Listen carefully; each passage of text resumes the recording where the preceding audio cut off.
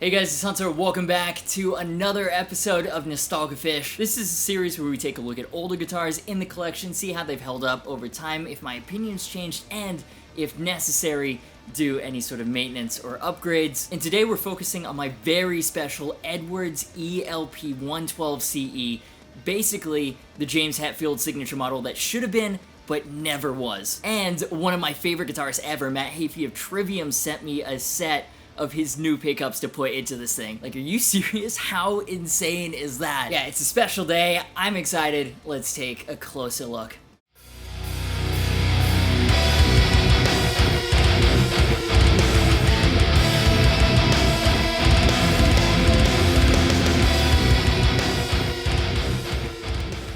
I love this guitar, and I'll talk about why, what exactly this guitar is, and the absolute pain in the ass it was to get in a second. But first, one of my favorite guitarists and now Twitch streamers, Matt Heafy of Trivium, has just released a new custom series set of Fishman Fluence pickups. Look at that, we made it a whole one NOSTALgufish episode without using Fishman Fluence. I mean, I really like them.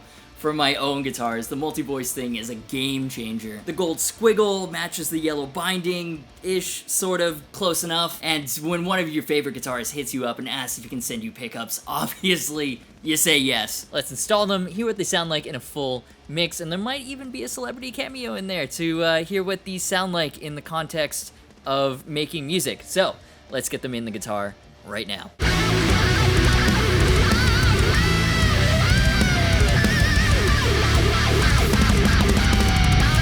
Alright, so it's all opened up. This is a shot of the wiring inside. Kind of interesting, sometimes when you open these Les Paul style guitars up, the dremeling, you got like nice round circles. These ones seem to have more of a human touch. No shielding, they probably felt like they didn't need to because of active pickups. They have included the ground though, which is good. I also like how ESP brands include this foam to separate the pots from the battery. Now, what's fun about these older models with EMGs, you can see we don't have the solderless system, everything is soldered together. And so I might end up replacing all the pots with Fishman just because, but technically, I could just desolder the two tone pots and change them to push-pull. But yeah, if you're a nerd like me and we're curious what the inside, what the wiring of this Edwards Les Paul looks like, there you go. And speaking of being curious and nerdy, learning with the sponsor of today's video, Guitario. They're an awesome online resource with a massive selection of courses and programs and access to real teachers, all designed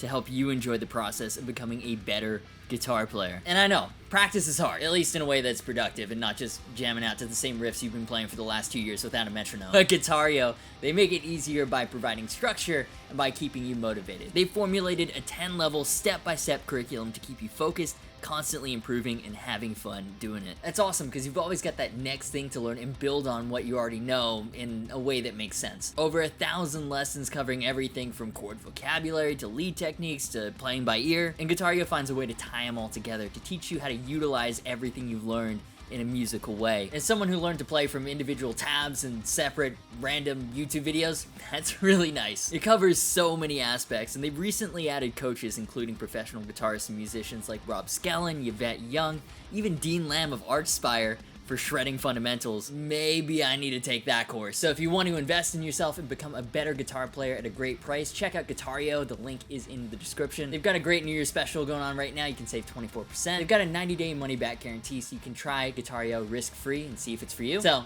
they're great. Clicking the link supports the channel. And while you're doing that, let's get back to modding this guitar. Now see here, even though the rest of this isn't the solderless system, EMG's been using these quick connections for a long time. And if you're really uncomfortable with soldering, you can technically take this wire and just connect it down here to any Fishman pickups. It'll work and you'll get all the clarity, which is a big benefit of Fishman Fluence, but you're stuck on only voice one, which I guess is okay, but it's also like you're locking yourself out of a huge benefit of Fishman Fluence pickups. And you can't actually use EMG's solderless push-pull pot. The connections are different. So yeah, main point, as of right now, if you want to use everything that these pickups have to offer, you're gonna have to do some soldering, unfortunately. Or if you're just not as stubborn and prideful as I am, you can take it to a professional and pay them to do it.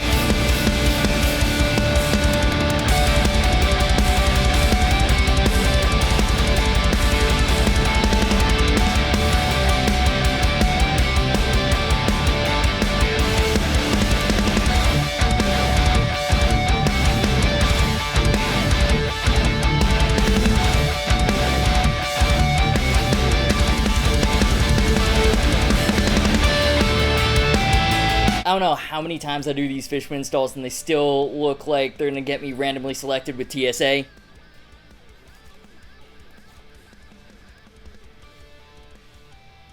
Wow, that's so much better. Let's test it out and see if it works real quick.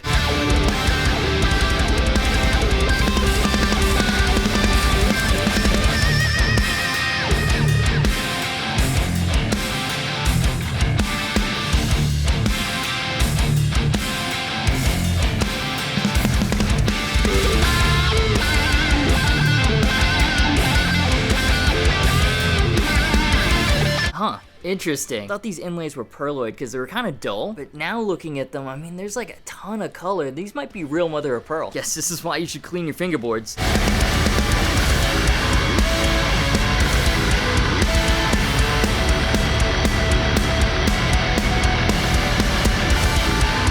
Okay, everything is looking good. Fingerboard's been rehydrated, and I mean, am I just imagining it, or really do these inlays now have a ton more color? I could polish the frets as well, they're looking a bit dull, but really it would just be for aesthetics. They're really not scratchy or anything. You can see though that there's not a ton of life left on them. I mean, this thing is getting refretted at some point soon. The big upgrade for now though, look at that. That's looking really good. Yellow binding, gold Fluence squiggle. I'm really liking that actually. And the last thing, put on new strings. I use clear tone 942s and then we'll plug it in and see how it sounds.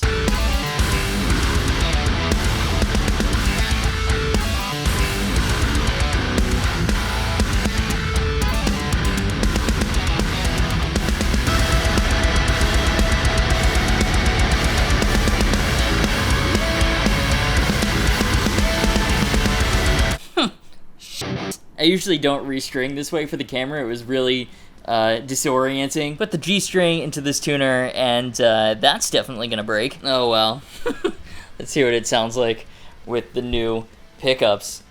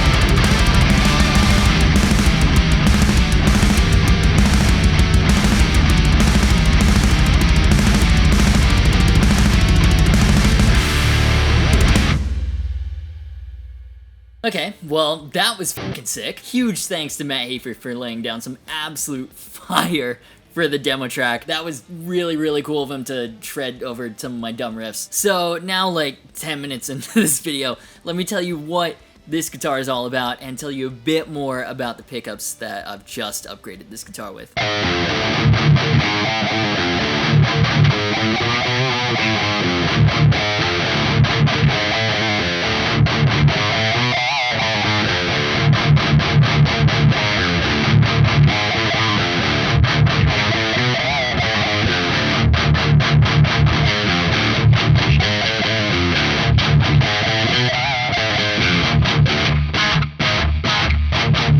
So this is an Edwards ELP-112CE. Edwards is an ESP brand only distributed in Japan because they use unchanged shapes. In this case, obviously, a Les Paul. They're kind of to navigator what LTD is to ESP. No one really knows for sure where Edwards are made. Some say Japan, some say China, some say mostly China, then finished in Japan. All seem to have been true at some point or another. All I know is that the quality of the ones that I've played fall somewhere in between the LTD 1000 series and E2, closer to E2, so they are very, very good guitars. And you can generally find these MIJ Les Pauls on eBay for pretty good prices. And I know, the label MIJ Les Paul on this is questionable, but for the sake of argument, we're gonna refer to it as one. This particular model, though, was an absolute pain in the butt to track down, because it was kind of like an unofficial Hetfield-inspired model. Way back in the infancy of YouTube, I came across a video of Metallica playing For Whom the Bell Tolls at Big Day Out 2004, and the video was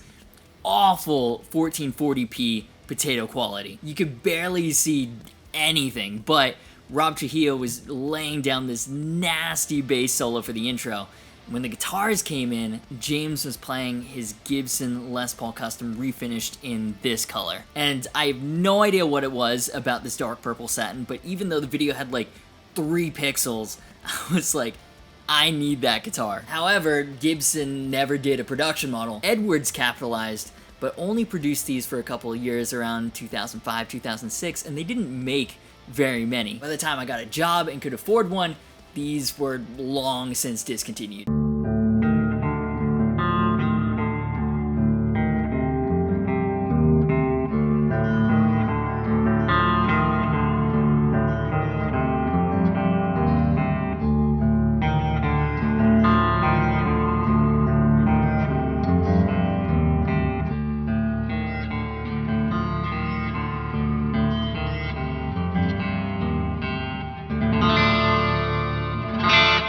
So I searched everywhere for years, finally randomly stumbled across one on Spanish Craigslist, of all places. Now, I don't speak Spanish, so I literally negotiated with the seller through Google Translate. I was desperate for it. I definitely overpaid through PayPal, had it sent to Toman to be picked up a month later when I was over there. By some miracle, it was not a scam, and I actually got my guitar. But I didn't even get to plug it in before we had to fly back. KLM made me check it through, and they lost it, like straight up. It was an hour flight from Frankfurt to Amsterdam to transfer back to Atlanta. I made it to Amsterdam, but my guitar that I'd been searching years for, that I'd finally gotten, was just gone. And it's gone.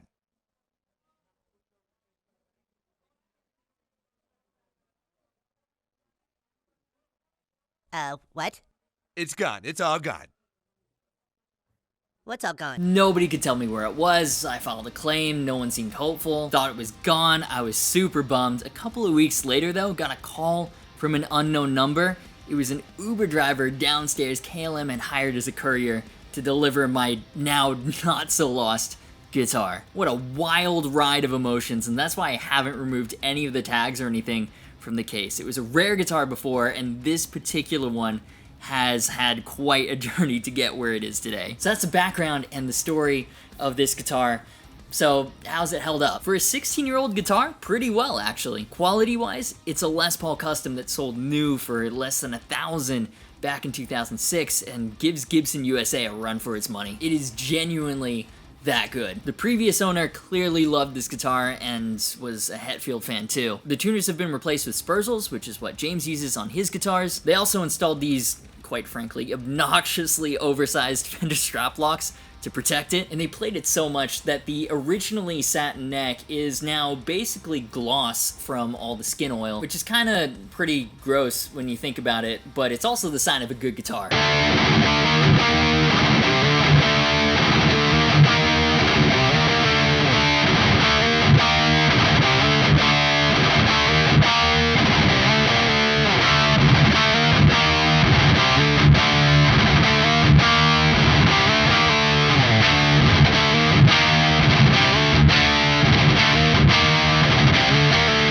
The The neck is around a 50s, which I wasn't expecting on a metal Les Paul, but I think at the time they were only making 59 style LPs, so with this model they literally just slapped on a different finish and threw EMGs in there. Now, unfortunately, there is barely any life left to these jumbo frets, so it's not the easiest to play right now. I'm definitely gonna have it refretted with stainless steel at some point, as I do with all the guitars I plan on keeping forever, especially now that it's got these pickups in here. Because for me, these Fishman Fluences have brought new life into this guitar.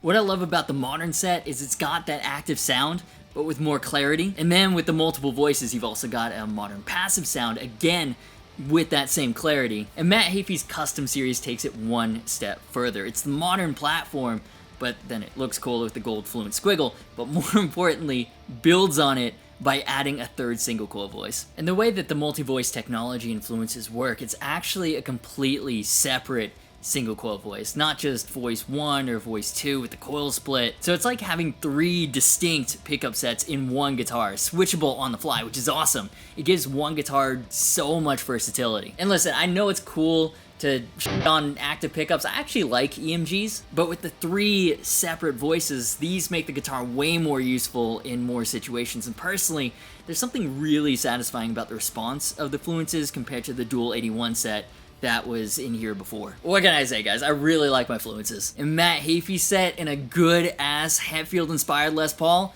it's a fucking good time, man.